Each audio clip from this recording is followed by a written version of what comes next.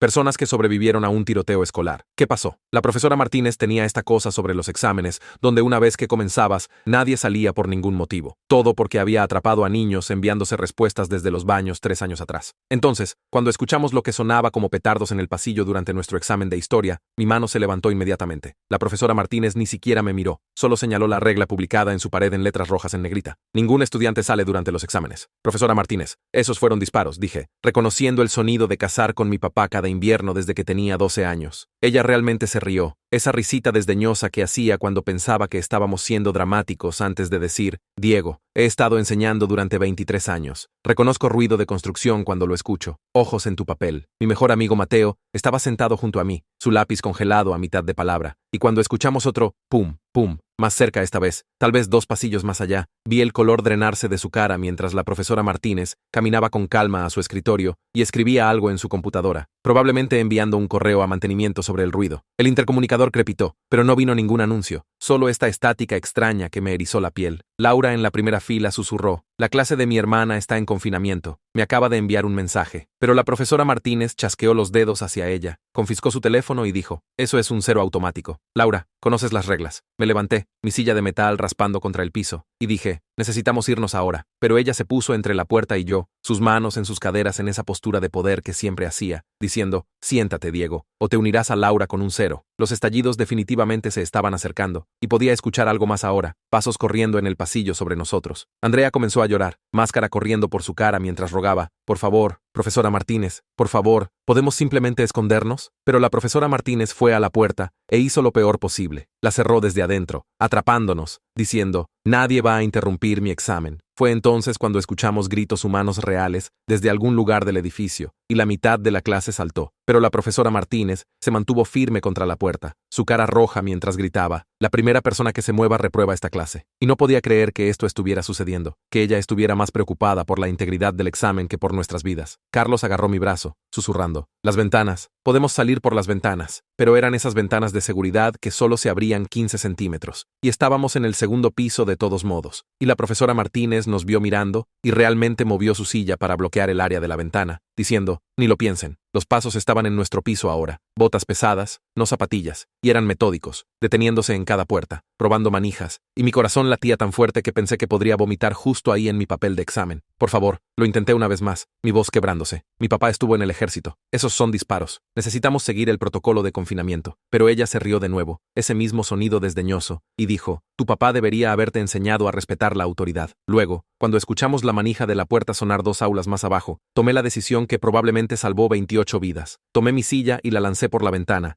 vidrio de seguridad explotando por todas partes, y grité, todos fuera ahora, mientras los niños pasaban corriendo junto a la profesora Martínez, que estaba chillando sobre suspensión y expulsión y destrucción criminal de propiedad. Carlos y yo literalmente tuvimos que arrastrar a Laura, que estaba congelada de miedo, y empujamos a la gente al techo inferior de la cafetería, ayudándolos a caer los 2,5 metros al suelo, mientras la profesora Martínez se quedaba allí con su libro de calificaciones apretado contra su pecho, todavía gritando sobre reglas y procedimientos, incluso cuando escuchamos la manija de nuestra puerta del aula girar detrás de ella. La oficial que me entrevistó después me mostró la línea de tiempo de las imágenes de seguridad en su laptop, su mano temblando mientras señalaba la marca de tiempo, y sentí todo mi cuerpo ponerse frío cuando me di cuenta de que el tirador entró a nuestro pasillo exactamente 37 segundos después de que el último estudiante cayó de ese techo. Tenía una lista, dijo en voz baja, mostrándome el pedazo de papel que habían encontrado. Salón 237 estaba marcado con círculo 3 veces. Ese es su salón. Mi mamá apretó mi mano tan fuerte que pensé que la rompería cuando la agente continuó. El sistema de anuncio de confinamiento había sido dañado en el primer minuto, por eso solo escucharon estática. Pero su profesora había recibido la alerta por correo electrónico en su computadora. Nos mostró la captura de pantalla, el correo que la profesora Martínez había minimizado para seguir escribiendo su queja de mantenimiento, el que estaba marcado como urgente, tirador activo, iniciar confinamiento inmediatamente, con marca de tiempo 3 minutos antes de que yo lanzara la silla. Nadie dijo nada por lo que pareció una eternidad después de eso. Los dedos de mi mamá se envolvieron alrededor de los míos tan fuerte que podía sentir su pulso acelerándose a través de su palma. La mandíbula de papá hizo esa cosa donde el músculo salta bajo su piel, de la misma manera que lo hizo cuando nuestro vecino chocó su camioneta el año pasado. La detective Morales alcanzó una carpeta manila y sacó otro pedazo de papel, deslizándolo sobre la mesa de metal hacia nosotros. La página del cuaderno del tirador tenía el número de nuestros salón escrito una y otra vez en bolígrafo rojo, marcado con círculo tantas veces que el papel estaba roto en algunos lugares. Señaló las fechas en los márgenes y nos dijo que había estado planeando esto durante 3 semanas. Tenía todo nuestro horario de historia memorizado. Sabía que todos estaríamos atrapados en ese salón durante el periodo de examen de 2 horas. Mi estómago se revolvió cuando vi que había dibujado un pequeño diagrama de nuestro salón con marcas X, donde estaban todos los escritorios. La detective pasó a otra página mostrando sus búsquedas en Internet sobre las políticas de exámenes de nuestra escuela y cómo la profesora Martínez nunca dejaba salir a nadie durante los exámenes. Papá empujó su silla hacia atrás tan fuerte que raspó contra el piso y caminó hacia la esquina de la habitación, sus manos presionadas contra la pared. Mamá preguntó si había algo más que necesitáramos saber, pero la detective solo cerró la carpeta y dijo que estaría en contacto. Salimos al estacionamiento donde las camionetas de noticias ya se estaban instalando al otro lado de la calle. Papá nos llevó a casa sin decir una palabra, sus nudillos blancos en el volante, hasta que se detuvo en una gasolinera a mitad de camino. Puso el carro en punto muerto y simplemente se quedó allí mirando el tablero mientras los carros entraban y salían a nuestro alrededor. Sus hombros comenzaron a temblar y dijo que estaba orgulloso de mí, pero esos 37 segundos seguían reproduciéndose en su cabeza. Nunca lo había visto llorar antes, ni siquiera cuando el abuelo murió, pero las lágrimas rodaban por su cara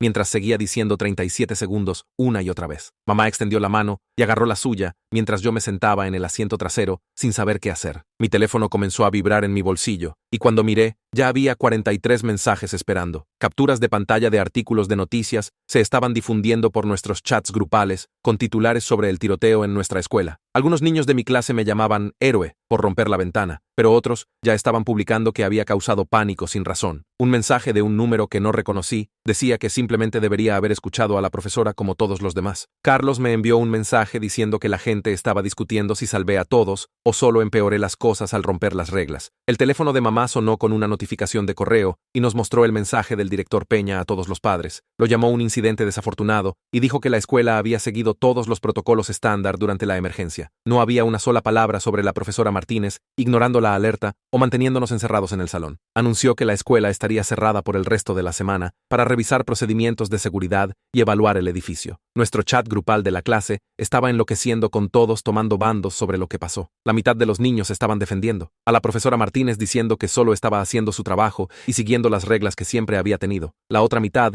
no podía creer que hubiera ignorado una alerta de tirador activo para proteger su estúpido examen. Carlos comenzó a tomar capturas de pantalla de todo, porque los niños ya estaban borrando sus mensajes cuando sus padres los veían. Alguien publicó que su mamá dijo que todos podríamos meternos en problemas por hablar de ello en línea antes de que la investigación estuviera hecha. Estallaron discusiones sobre si la profesora Martínez también era una víctima o si casi nos había hecho matar. Niños que ni siquiera estaban en nuestra clase comenzaron a unirse al chat para dar sus opiniones sobre lo que deberíamos haber hecho. Cerca de la medianoche, mi teléfono vibró con un mensaje de Mateo diciendo que no podía dormir. Seguía escuchando esos pasos en el pasillo, las botas pesadas deteniéndose en cada puerta. Nos quedamos despiertos enviándonos mensajes de ida y vuelta sobre las pequeñas cosas que recordábamos de esos pocos minutos. Cómo la perilla de la puerta había girado tan lentamente, como si alguien estuviera probando si estaba cerrada justo antes de que lanzara la silla. Cómo la cara de la profesora Martínez se puso blanca cuando escuchó la manija de la puerta detrás de ella después de que todos habíamos salido. Cómo algunos niños habían dejado sus teléfonos y carteras atrás en la prisa por escapar. Mateo dijo que seguía pensando en lo que habría pasado si no hubiera roto esa ventana. A las 3 de la mañana, me desperté con lo que sonaba como un disparo afuera de mi ventana. Todo mi cuerpo golpeó el piso antes de que mi cerebro siquiera procesara que era solo el carro viejo de nuestro vecino fallando en su entrada. Estaba temblando tan mal que no podía levantarme, mi corazón latiendo como si estuviera tratando de salir de mi pecho. Mamá debe haberme escuchado caer porque entró y me encontró acurrucado junto a mi cama. No dijo nada, solo se sentó en el piso y me jaló contra ella mientras trataba de recordar cómo respirar normalmente. Me frotó la espalda de la misma manera que lo hacía cuando era pequeño y tenía pesadillas sobre monstruos. 3 días después, tuvimos que volver a la escuela para recoger nuestras cosas del salón 237. Los padres tuvieron que firmar formularios especiales y solo podíamos ir en grupos pequeños con guardias de seguridad. La ventana que había roto ya estaba cubierta con madera contrachapada y alguien había barrido todo el vidrio. La profesora Martínez estaba allí empacando cajas en su escritorio, manteniendo sus ojos bajos mientras agarrábamos nuestras mochilas y libros. El papel de examen de Laura todavía estaba en su escritorio, con un gran 0 rojo escrito en la parte superior. Mi escritorio todavía tenía mi lápiz en él, justo donde lo dejé caer cuando me levanté. Nadie habló mientras empacábamos nuestras cosas en bolsas de plástico que la escuela había proporcionado. Al salir, el director Peña me detuvo en el pasillo y pidió hablar conmigo en privado. Cerró la puerta de su oficina y comenzó a hablar sobre cómo destruir propiedad escolar era una ofensa seria. Dijo Dijo que la ventana costaría 2.000 € reemplazar, y usualmente los estudiantes que hacían algo así enfrentaban suspensión automática. Su voz se volvió más baja cuando mencionó que mi familia podría ser considerada financieramente responsable por el daño. Seguía diciendo que estaban revisando las circunstancias, pero la forma en que me miraba dejaba claro lo que pensaba que debería pasar. Mi papá estaba esperando en el pasillo cuando salí de la oficina del director, y la forma en que su cara cambió cuando vio la mía me dijo que ya sabía lo que Peña había dicho. Condujimos directamente a la estación de policía, donde la detective Morales nos estaba esperando en una pequeña sala de entrevistas con una laptop y pilas de carpetas esparcidas sobre la mesa de metal. Me hizo repasar todo de nuevo desde el principio, cada segundo desde cuando escuchamos los primeros estallidos hasta cuando el último niño cayó del techo. Sus dedos volaron sobre el teclado mientras hablaba, deteniéndome a veces para preguntar sobre posiciones exactas en el salón o de qué dirección venían los sonidos. Sacó imágenes de seguridad en su laptop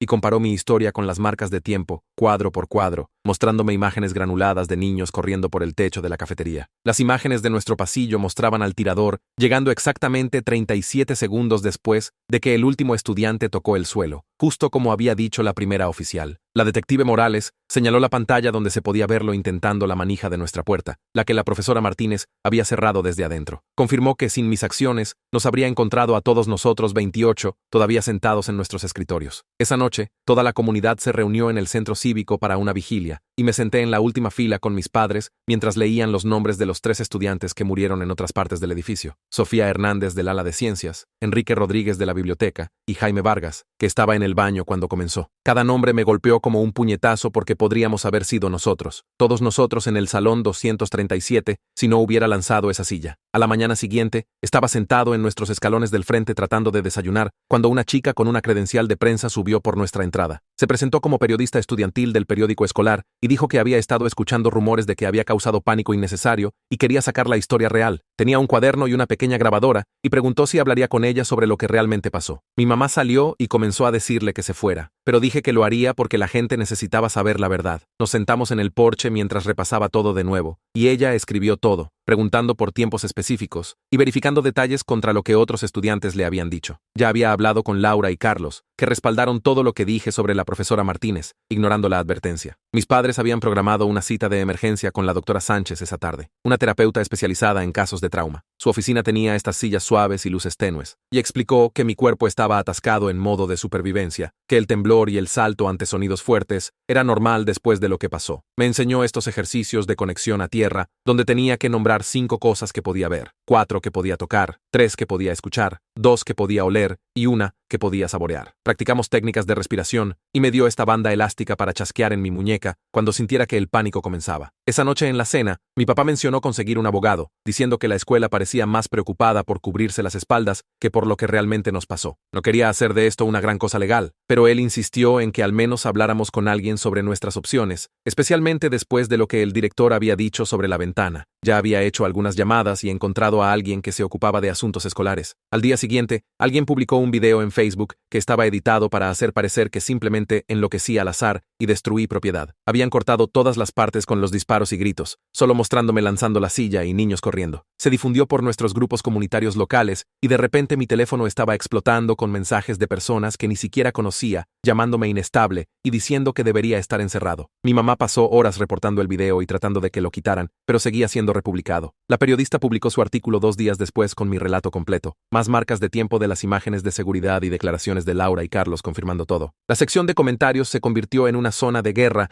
con algunas personas apoyándome y otras diciendo que había reaccionado exageradamente y causado daño innecesario. Al menos los hechos reales finalmente estaban ahí fuera con evidencia para respaldarlos. La detective Morales me llamó de vuelta a la estación para mostrarme algo que había encontrado en la investigación. Tenía este mapa detallado que el tirador había dibujado del edificio con marcas de tiempo en cada ubicación, mostrando su ruta planeada. El salón 237 estaba marcado como su cuarta parada, marcado con círculo múltiples veces, con un tiempo de llegada estimado que coincidía con cuando realmente llegó allí. Explicó que había estudiado nuestro horario de exámenes y esperaba encontrarnos a todos encerrados en el lugar siguiendo el protocolo estándar. El mapa mostraba que había asignado 5 minutos para nuestro salón. El director Peña realizó una conferencia de prensa al día siguiente, donde elogió el pensamiento rápido de los estudiantes sin nombrar realmente a nadie. Siguió sobre cómo la escuela había seguido todos los procedimientos y cómo estaban revisando sus protocolos de seguridad. Pero cuando los reporteros preguntaron sobre la alerta por correo, solo dijo que estaban investigando todos los aspectos del incidente. Alguien filtró un hilo de correos a la periodista mostrando mensajes de la facultad de esa mañana donde múltiples profesores habían preguntado sobre la política de integridad de exámenes durante emergencias. La respuesta de la administración enviada solo 2 semanas antes del tiroteo declaraba que mantener los estándares académicos era primordial y que la seguridad de los exámenes no podía ser comprometida por simulacros. 3 días después, mi mamá me mostró su teléfono donde el sindicato de la profesora Martínez había publicado esta larga declaración sobre cómo solo estaba siguiendo las reglas que la escuela le dio y toda la cosa era demasiado confusa para que alguien tomara buenas decisiones. Realmente la llamaron víctima también, lo que me hizo querer golpear algo porque ella vio ese correo y eligió ignorarlo mientras podríamos haber muerto. La periodista me envió un mensaje esa noche, diciendo que alguien que no quiso dar su nombre le dijo que nuestra escuela había encubierto otro incidente hace 2 años, donde una profesora ignoró una alarma de incendio durante exámenes estatales y 3 niños tuvieron inhalación de humo. La fuente dijo que la profesora fue transferida silenciosamente y los padres fueron pagados para quedarse callados, pero nadie quiso hablar oficialmente porque todos firmaron acuerdos. La junta escolar anunció una reunión de emergencia para el jueves por la noche y dijeron que la transmitirían en línea para cualquiera que quisiera ver. Y mi papá me ayudó a escribir exactamente lo que quería decir durante el comentario público, aunque mis manos temblaban solo de pensar en hablar frente a toda esa gente. Cuando llegó el jueves, me senté en esa gran sala con cientos de padres enojados y esperé 3 horas por mi turno. Luego me paré en el micrófono y les conté sobre esos 3 minutos entre cuando la profesora Martínez recibió el correo y cuando lancé la silla, asegurándome de que entendieran que ella eligió las reglas del examen sobre nuestras vidas. Mi voz se quebró 2 veces, pero seguí, explicando cómo Laura vio la alerta aparecer en la pantalla, cómo rogamos escondernos, cómo nos encerró mientras sabía que había un tirador, y cuando terminé, toda la sala estaba en silencio absoluto. A la mañana siguiente, la doctora Sánchez me preguntó por qué seguía disculpándome por los 3 niños que murieron en otros salones, y me ayudó a entender que mi cerebro estaba tratando de darle sentido a algo que no tenía sentido, culpándome por no salvar a todos. Me hizo escribir lo que podía controlar ese día, que era solo romper la ventana y ayudar a mis compañeros a salir. Luego, lo que no podía controlar, que era todo lo demás, incluyendo el camino del tirador y las elecciones de los otros profesores. La periodista pasó esa tarde con una pila de papeles, preguntando si la ayudaría a escribir preguntas realmente específicas para una solicitud de libertad de información que estaba presentando para obtener todas las alertas de emergencia y registros de capacitación del distrito. Pasamos 2 horas escribiendo preguntas como exactamente cuándo se envió cada alerta, quién las abrió, qué capacitación recibieron los profesores sobre emergencias durante exámenes y si hubo incidentes previos donde no se siguieron los protocolos. La detective Morales me llamó de vuelta a la estación la semana siguiente y sacó esta carpeta con fotos de los materiales de planificación del tirador, mostrándome cómo el salón 237 estaba marcado con círculo una y otra vez en su mapa,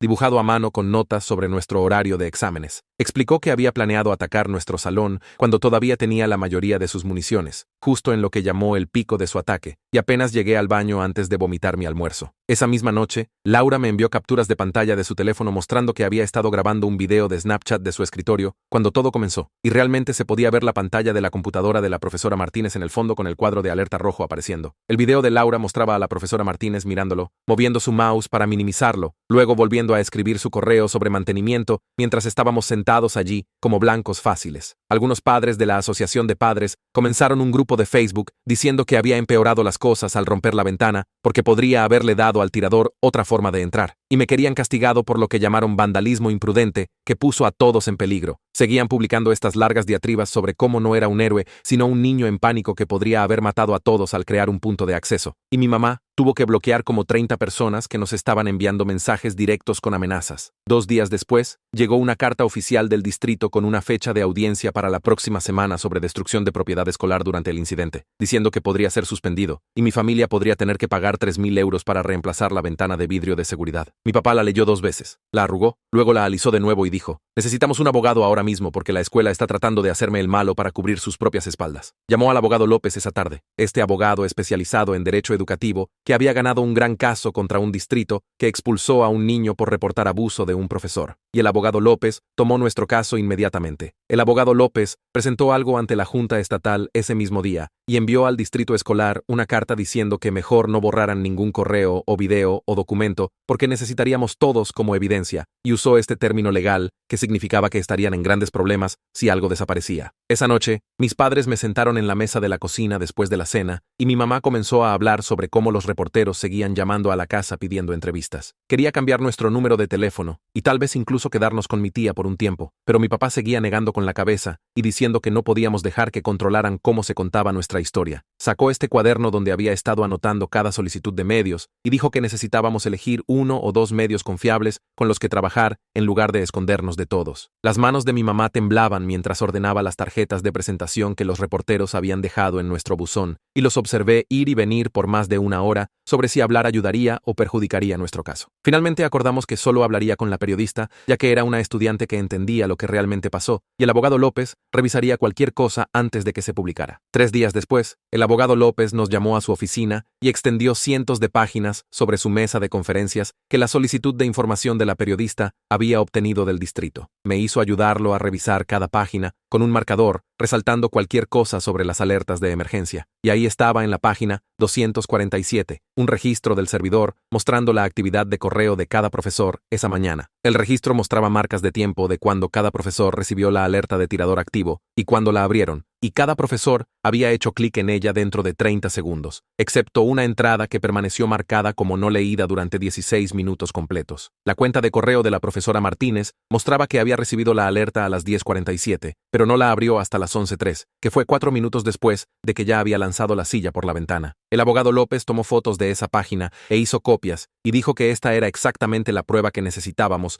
de que ella había ignorado el mensaje más importante de su carrera. La detective Morales me llamó de nuevo la semana siguiente y explicó lo que habían descubierto sobre por qué el sistema de anuncios no había funcionado ese día. Me mostró fotos de la escena del crimen donde los primeros disparos del tirador habían atravesado una pared en la oficina principal y golpeado el panel eléctrico que controlaba el sistema de altavoces. El sistema de alerta de respaldo que se suponía debía enviar mensajes de texto a los teléfonos de todos nunca había sido encendido porque la secretaria pensó que el altavoz regular lo manejaría como siempre. Dijo que realmente no era culpa de nadie, solo mala suerte que el tirador supiera exactamente dónde disparar primero. Pero seguí pensando en cómo todos habíamos estado sentados allí, sin idea de lo que estaba pasando. 2 días después de esa reunión, el director Peña envió otro de sus correos cuidadosamente redactados a todos los padres, hablando sobre cómo la investigación estaba en curso y prometiendo acción apropiada para cualquier violación de política que descubrieran. No nombró a la profesora Martínez, pero todos sabían a quién se refería cuando escribió sobre ciertos miembros del personal que podrían haber cometido errores de juicio durante la crisis. Mi papá lo leyó en voz alta en el desayuno y dijo que Peña estaba tratando de lanzar a la profesora Martínez bajo el autobús para salvar su propio trabajo, ya que él era quien había hecho la política de exámenes tan estricta. El sábado siguiente, fui al supermercado con mi mamá para comprar cosas para la cena, y estábamos en el pasillo de cereales cuando un empleado dejó caer una paleta completa de latas detrás de nosotros. El estruendo fue tan fuerte y repentino que me zambullí detrás del exhibidor de sopas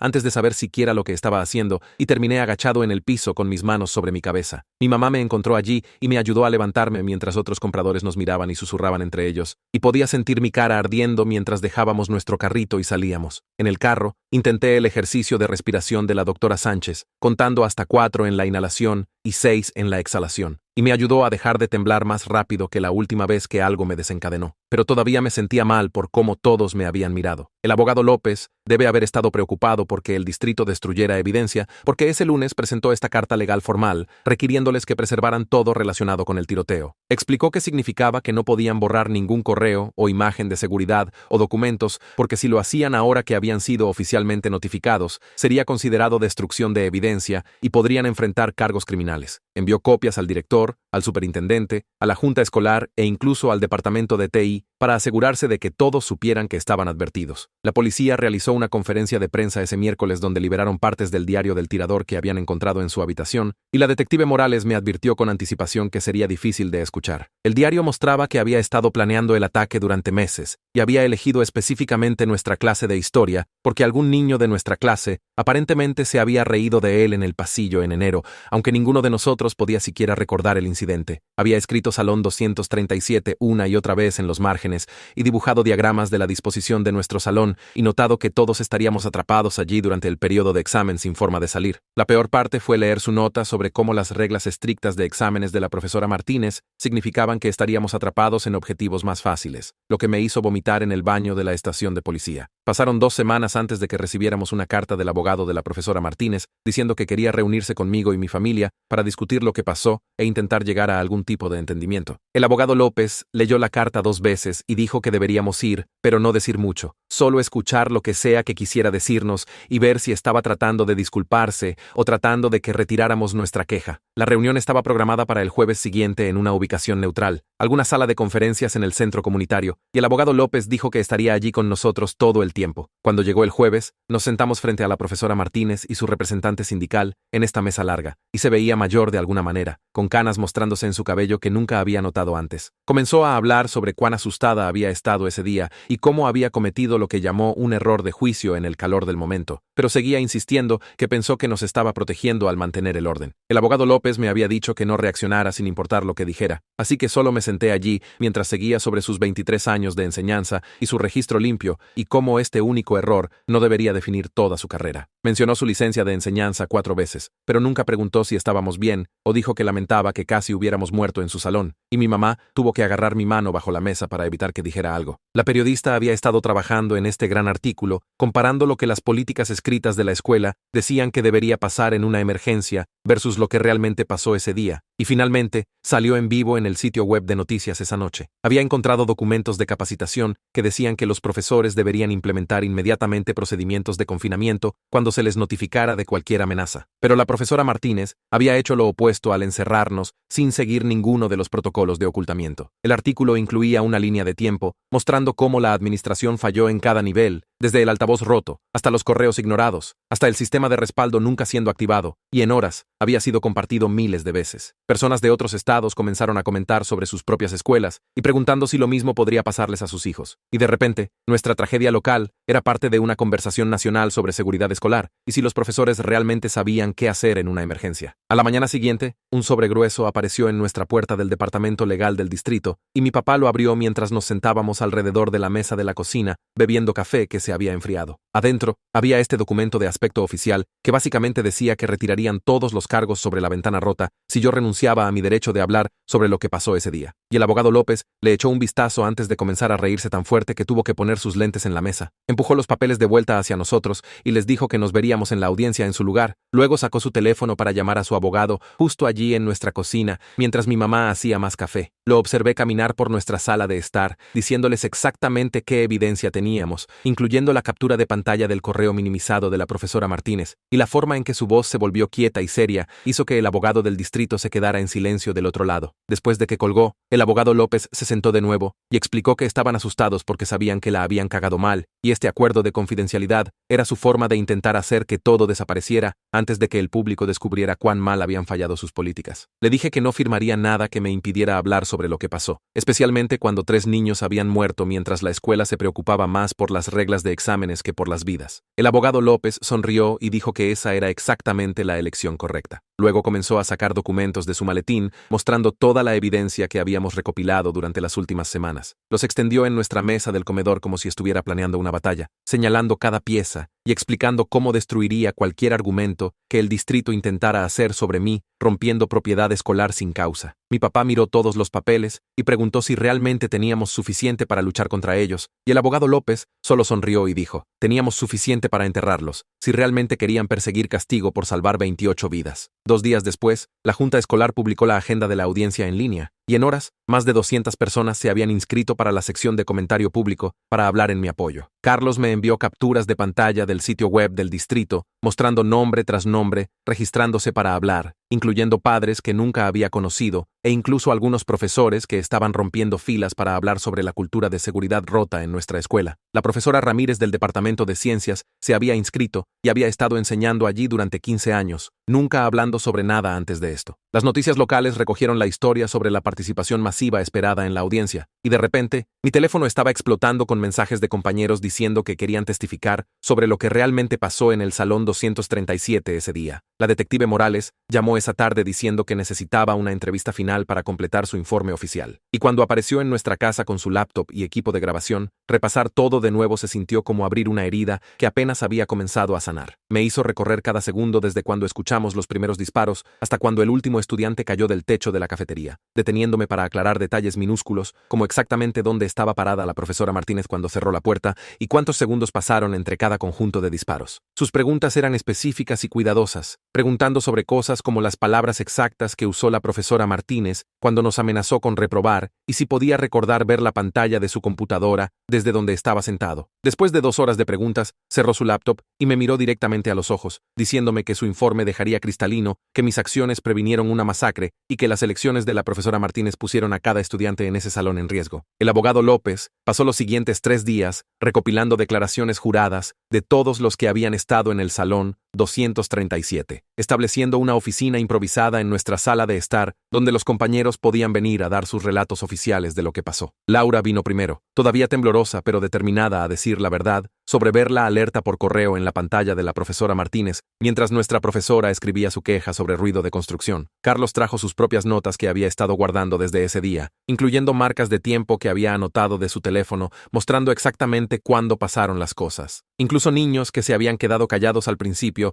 estaban apareciendo en nuestra puerta, listos para hablar sobre cómo la profesora Martínez había ignorado sus súplicas de seguridad y los amenazó con calificaciones reprobatorias mientras un tirador caminaba por los pasillos. Para el final de la semana, el abogado López tenía 12 declaraciones juradas firmadas, todas contando la misma historia sobre una profesora que se preocupaba más por las reglas de exámenes que por las vidas de los estudiantes. Mi próxima sesión con la doctora Sánchez se sintió diferente porque en lugar de solo procesar trauma, hablamos sobre la culpa que todavía cargaba por romper esa ventana y desafiar la orden directa de una profesora. Me hizo cerrar los ojos y recorrer el momento de nuevo, pero esta vez enfocándome en lo que habría pasado si hubiera seguido los comandos de la profesora Martínez y me hubiera quedado en mi asiento. Cuando abrí los ojos, explicó que romper la ventana no era romper reglas, sino seguir un imperativo moral superior para proteger la vida. Y la culpa que sentía por desafiar la autoridad era en realidad prueba de mi buen carácter, no una debilidad. Dijo que la mayoría de la gente se habría congelado o habría seguido órdenes, incluso sabiendo que estaba mal, pero yo había elegido actuar cuando la acción era más necesaria. 3 noches después, mi papá salió a mover su camioneta y encontró una nota metida bajo el limpiaparabrisas que decía: debería haberme ocupado de mis propios asuntos y haber mantenido la boca cerrada sobre lo que pasó. El papel era solo papel de impresora normal con letras en bloque escritas en marcador negro, pero el mensaje era lo suficientemente claro como para hacer que mis manos temblaran cuando lo leí. Mis padres llamaron a la policía inmediatamente, y en 1 hora teníamos 2 oficiales en nuestra casa tomando fotos de la nota y preguntando si habíamos visto a alguien sospechoso alrededor del vecindario. Comenzaron a hacer patrullas extra pasando por nuestra casa cada pocas horas, lo que me hizo sentir tanto más seguro como más ansioso, porque significaba que estaban tomando la amenaza lo suficientemente en serio como para usar recursos en ella. A la mañana siguiente, el director Peña envió un memo a todas las familias alegando que la escuela había seguido todos los protocolos perfectamente y que no se habían violado políticas durante el incidente. La periodista me envió un mensaje dentro de minutos de que saliera el correo, ya acabando en sus archivos, y en 2 horas había encontrado la pistola humeante que necesitábamos. Había conseguido copias de diapositivas de capacitación del taller de seguridad obligatorio del año anterior que contradecían directamente cada afirmación en el memo de Peña, incluyendo una diapositiva que específicamente decía: los profesores deben implementar inmediatamente procedimientos de confinamiento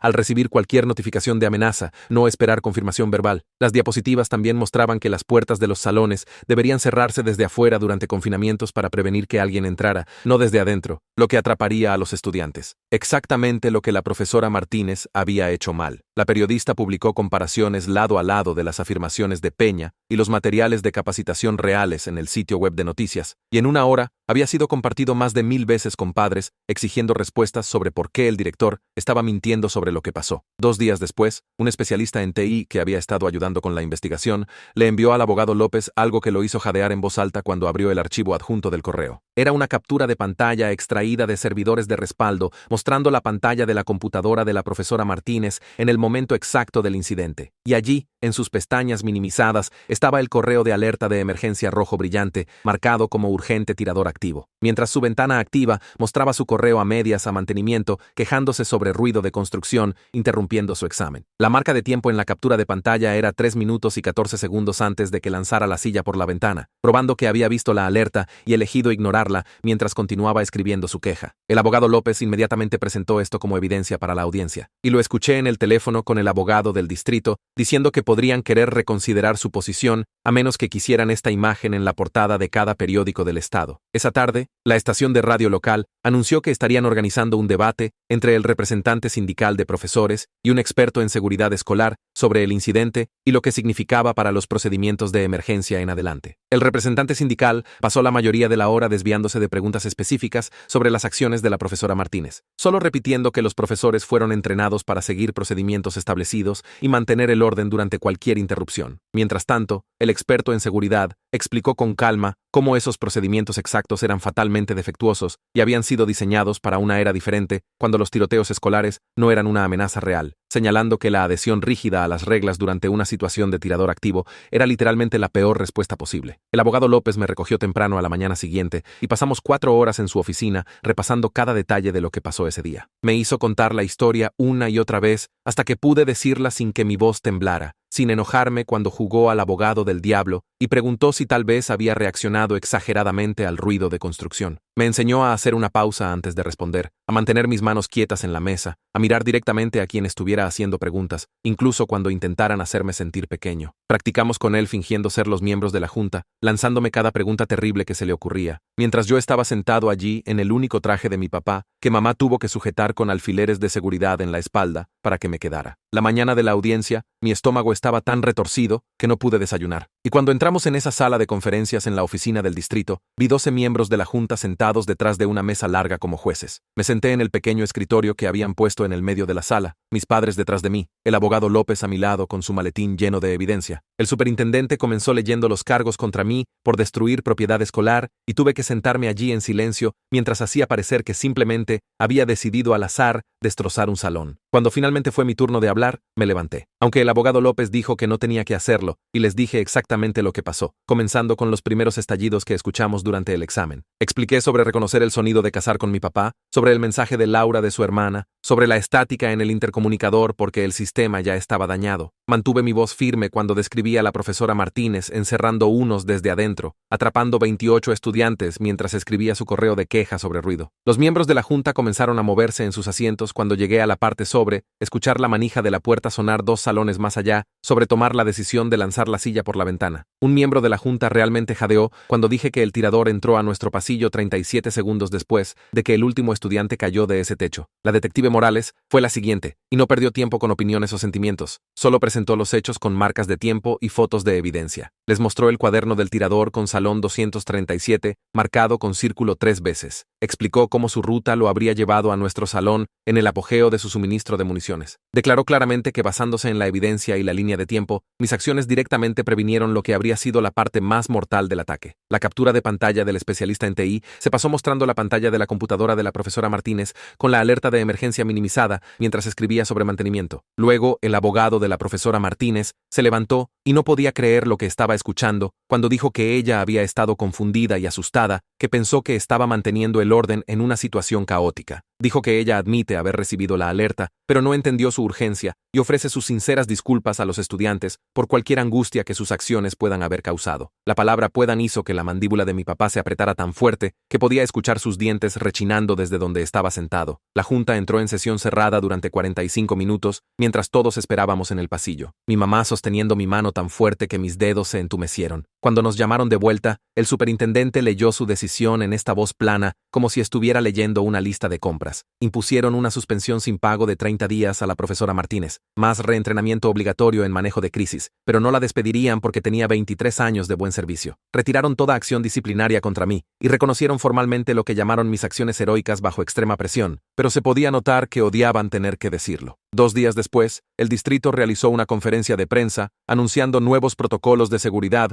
que alegaban habían estado en desarrollo durante meses, lo cual era basura total. Pero al menos los cambios eran reales. instalaron sistemas de alerta redundantes, dieron tanto a estudiantes como a personal autoridad para iniciar confinamientos y rediseñaron todos los simulacros de emergencia para que realmente tuvieran sentido. El director Peña tuvo que pararse en ese podio y disculparse públicamente por amenazarme con acción disciplinaria, y aunque sus palabras sonaban como si alguien más las hubiera escrito, al menos quedó registrado. El abogado López pasó las siguientes 3 semanas negociando con los abogados del distrito, y finalmente acordaron pagar todas mis sesiones de terapia, implementar las mejoras de seguridad que exigimos y establecer un fondo de asesoramiento para cada estudiante afectado ese día. También tuvieron que emitir una condecoración formal por mis acciones, que fue enmarcada y colgada en el pasillo principal, aunque verla allí me hacía sentir raro cada vez que pasaba. La periodista publicó su artículo final sobre todo lo que había pasado, y tuvo cuidado de enfocarse en los sobrevivientes y los cambios reales que habíamos forzado al distrito a hacer, en lugar de convertirlo en pornografía de desastres. Entrevistó a 17 estudiantes de nuestra clase, y cada uno dijo que no estaría vivo si no hubiera lanzado esa silla, lo cual fue difícil de leer, pero importante para que la gente entendiera. Después de 2 meses de sesiones 2 veces por semana con la doctora Sánchez, me dijo que estaba haciendo progreso real con el manejo del trauma. Las pesadillas habían pasado de cada noche a tal vez 2 veces por semana. Podía escuchar ruidos fuertes repentinos sin congelarme completamente y había aprendido técnicas de respiración que realmente ayudaban cuando el pánico comenzaba a filtrarse. Hicimos un plan a largo plazo para continuar la terapia, reduciéndola a 1 vez por semana, luego eventualmente 1 vez al mes, con el entendimiento de que sanar de algo así toma tiempo y habría retrocesos. Me enseñó que mejorar no significaba olvidar lo que pasó o pretender que estaba bien, solo aprender a cargarlo sin dejar que me aplastara. 3 semanas después, finalmente nos dejaron volver a la escuela, aunque no al salón 237, que se quedó cerrado con cinta amarilla cruzando la puerta como una escena del crimen. Pusieron toda nuestra clase de historia en la biblioteca en su lugar, estas mesas largas donde no podíamos sentarnos en nuestros lugares antiguos, y la primera mañana de vuelta, entré para encontrar a Mateo ya allí, guardándome un asiento junto a él y Carlos. Mis manos temblaron sosteniendo mi nuevo libro de texto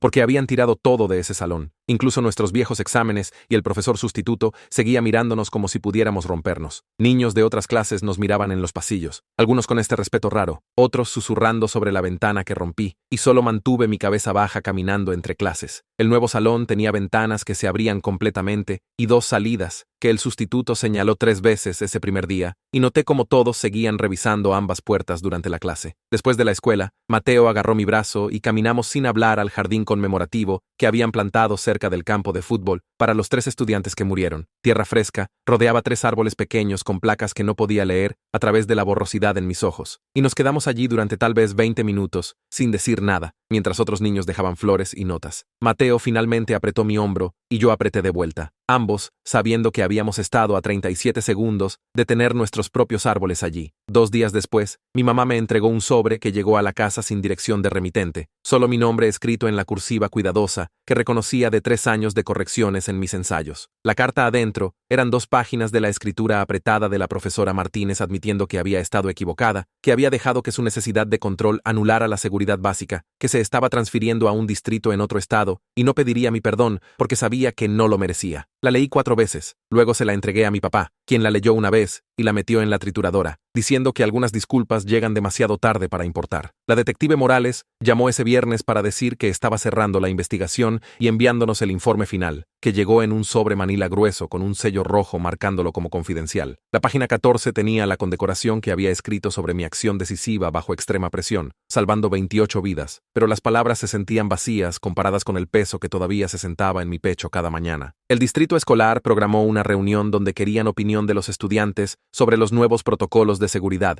y me inscribí. Aunque estar en esas oficinas administrativas me erizaba la piel, pasamos 3 horas repasando cada detalle del nuevo sistema, donde cualquiera podía activar un confinamiento. Los profesores tenían discreción para evacuar, y los simulacros realmente tenían sentido, en lugar de atrapar a los niños como sardinas. Durante el primer simulacro nuevo 2 semanas después, cuando sonó la alarma, nuestro sustituto inmediatamente abrió ambas salidas y nos dijo que tomáramos decisiones inteligentes, y evacuamos al campo de fútbol en menos de 90 segundos. El distrito realizó esta pequeña ceremonia en el auditorio, donde el director Peña tuvo que pararse en el podio y presentar condecoraciones a mí, Carlos, Laura y 5 otros estudiantes. Mantuve mi discurso en 14 palabras sobre comunidad y cambio, observando a mis padres en la tercera fila, asintiendo mientras la mandíbula de Peña permanecía apretada todo el tiempo. Para cuando llegó el verano, había encontrado este ritmo que se sentía casi normal. trabajando turnos matutinos en la ferretería que el amigo de mi papá poseía, cargando bolsas de mantillo y ordenando tornillos, mientras mis manos aprendían a ser firmes de nuevo. La doctora Sánchez redujo nuestras sesiones a una vez por semana, luego cada 2 semanas, diciendo que estaba procesando las cosas bien, aunque mantuvo su teléfono encendido para mí todo el tiempo por si acaso. Las pesadillas se desvanecieron de cada noche a tal vez una vez por semana, usualmente la misma donde no podía romper la ventana sin importar cuán fuerte lanzara la silla. Comencé a correr en las primeras horas de la mañana cuando las calles estaban vacías, pasando por la escuela en mi ruta, aunque había otras formas de ir. 4 meses exactos después de que todo pasó, estaba trotando pasando la entrada principal, cuando trabajadores de construcción, renovando el ala dañada, dejaron caer una viga de acero que golpeó el concreto, con este estruendo masivo que resonó en los edificios. Todo mi cuerpo se tensó y tropecé, pero seguí corriendo, mi respiración permaneciendo controlada de la manera que la doctora Sánchez me enseñó, y llegué hasta casa sin detenerme. Parado en mi entrada recuperando el aliento,